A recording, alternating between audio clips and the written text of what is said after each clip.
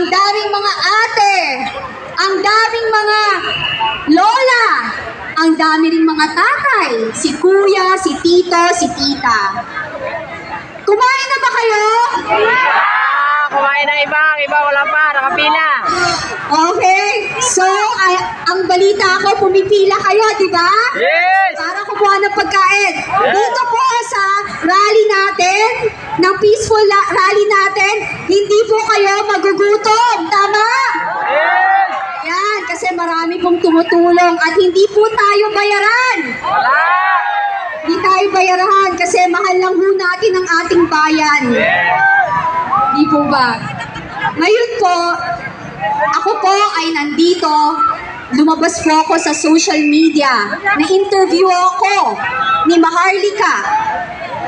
Wala ho akong takot dahil alam ko ang Panginoon